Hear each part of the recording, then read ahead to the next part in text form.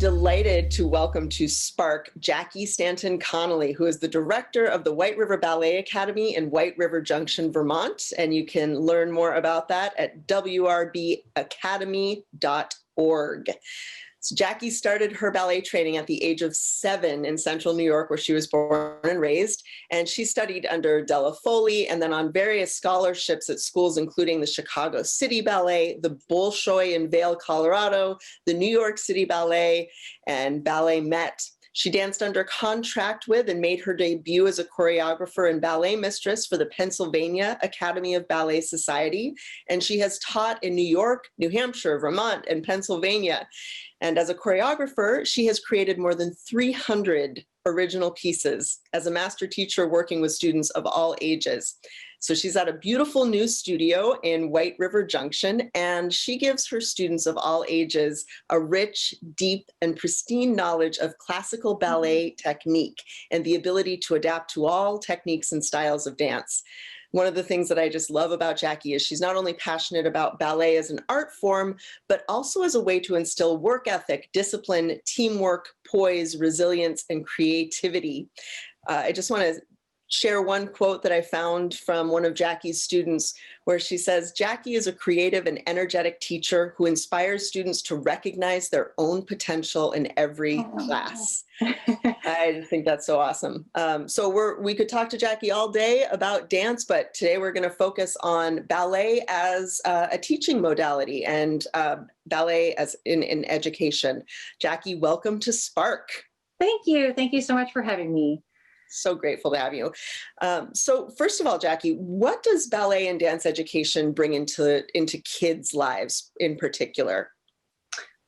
So many things. I mean, so many. I think, besides the obvious things that people recognize when they first look at dancers, or when they even hear that somebody's a dancer, they think, oh, you must have great posture and coordination and balance and, a couple of the things that you said, confidence and poise. And yep, we do.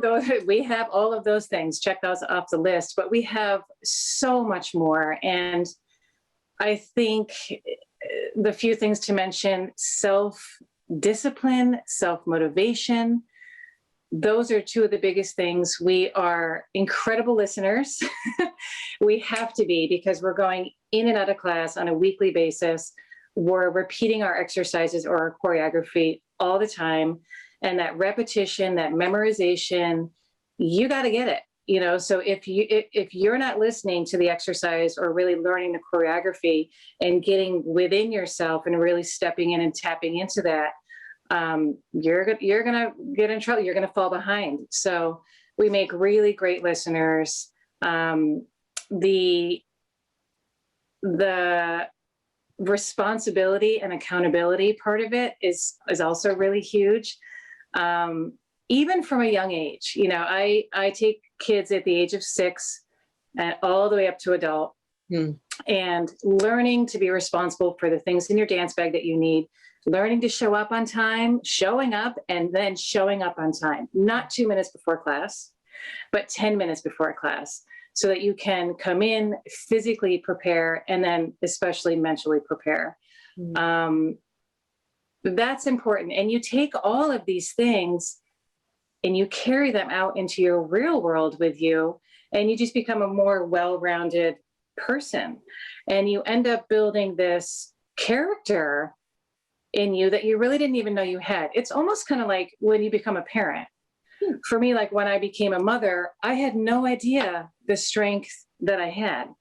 And I had to step up. I had to take those nights of no sleep because my child needed me, and day in and day out. And then you have that for the next 18 years and even longer than that. So, as a dancer, you build so much besides the flexibility and the strength and the improved energy that you get and the muscle memory. I mean, the list goes on and on. So, like you said, we could talk about this forever because I love to talk about it. So, I'm really proud to have this as a part of my life, because I really don't know what else I would be doing. It's offered me and enriched my life so much. And I hope that my students are getting that as well. So, yeah.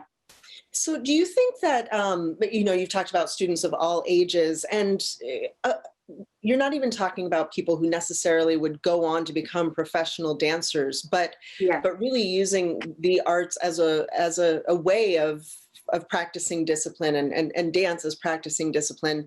Um, I guess my question is there anybody that you would say, oh, maybe ballet isn't for you, or do you feel like no, everybody should participate in this in some way or another? I really strongly feel that everybody can participate in some way, shape, or form. I mean, I've been open now for 13 years. I've had so many students come and go. Most of my students start with me at the age of 6 or 7, and they stay with me for 10 or 11 years. All of those training years, all of those high school years, and then they end up graduating with me.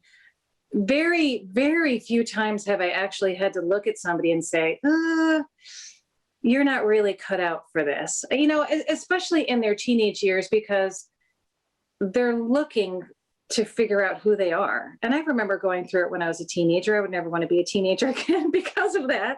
It's so difficult, but that's the important time in your life when you really have to find your niche and go experiment with this and explore this. And so students are going to come and go, but I've had adults come to me at the age of 50 and want to start ballet. So we start with private lessons. I mean, there's so many things that it offers, so anybody can do it.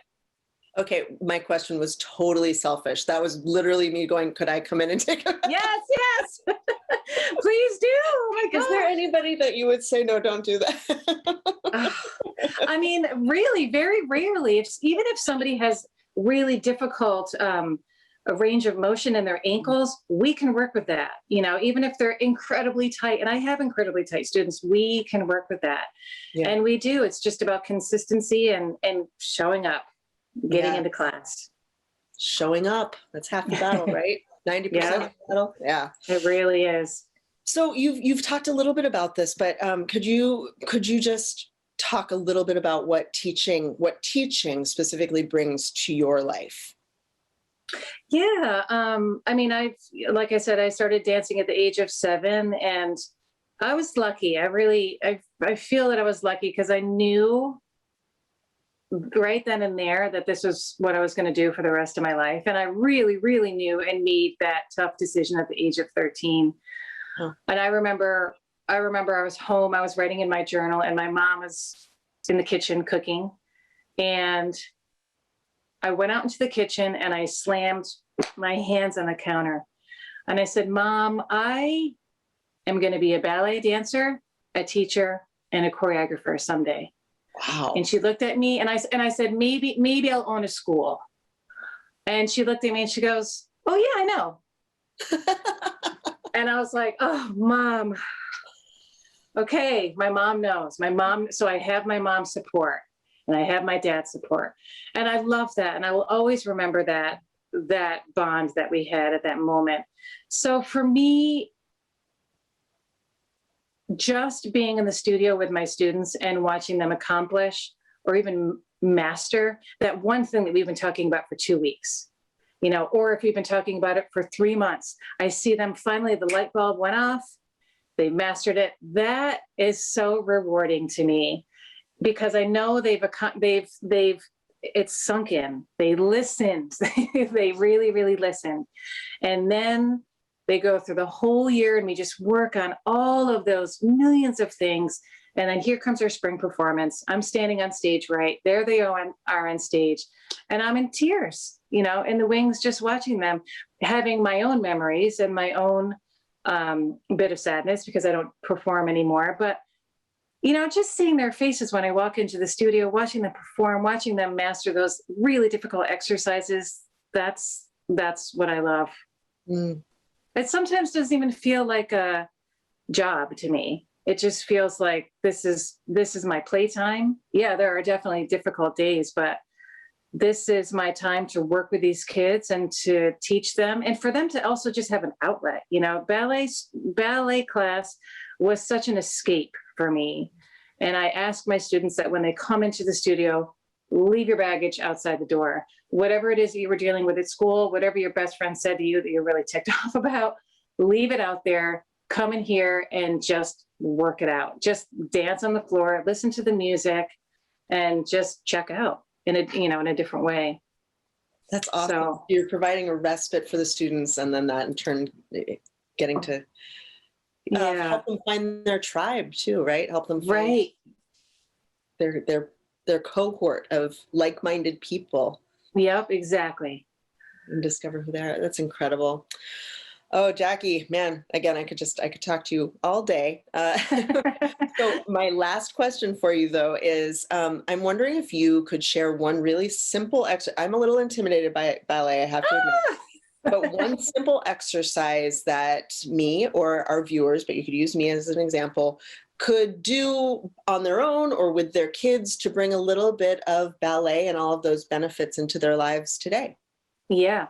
I think it goes back to one of the very first things I said, posture. I mean, look at how I'm sitting right now.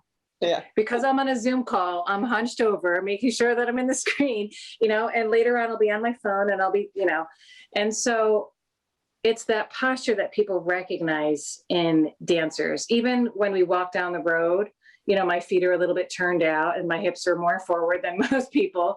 And so that's just the ballet training in me. So I think that just as a normal non-dancer, just to practice every day, taking a few moments, even if you're sitting in your chair or walking, to press those shoulders down. Really, really, I talk about this a lot in my class, really, really lengthen those neck muscles. Mm-hmm. And I used to have a teacher that would say, I thought this was so strange when he first said this, but he would say, ears back. Huh. Think about your ears, like the energy in your ears going back, because we tend to throw out our neck like this, our chin, and we've got to make right. And then you wonder why you have neck pain, or if you're sleeping with a bad pillow or whatever. So ears back, long neck, with your torso, really thinking about not expanding the ribs, but pulling in the ribs, so that when you're really fully standing up, you are shoulders on top of hips, hips on top of feet, so that you're not tilted forward or sideways, but really feeling the elongation in your spine. I mean, you already look taller just as you're sitting there. I actually am feeling better too, so that's a bonus. Yeah, and I have to remind myself of this. I mean, I'm constantly teaching all of those things over and over and over again, and I have to keep pointing out to the girls, you're pulling your ribs, shoulders down, ears back. And so I have to spend my days, even when I wake up in the morning, just stretching and making sure that I find that, because it's easy as we get older to just hunch over and be on our phone, eat dinner that way, watch TV that way, even just walking. So if you can just check in with yourself a few times during the day and make sure that you are really stretching and feeling your long, tall body, that's already a plus. All right, viewers, you heard it here. Alignment and let the elongate. Elongation. Brilliant, Jackie. Thank you so much for joining us on Spark. Hope You're that we get to welcome. have you back again. And thank you for all you're doing to bring dance and discipline and elongation into the lives of the students. You're welcome. My pleasure. Thank you so much, Amanda. Take care. You too. And thank you, viewers. You've been watching Spark, the Upper Valley's new arts and culture program here on CATV. Don't forget to subscribe to CATV's YouTube channel, and you can learn more about each guest by visiting their websites listed in the episode's descriptions. Thank you for watching Spark.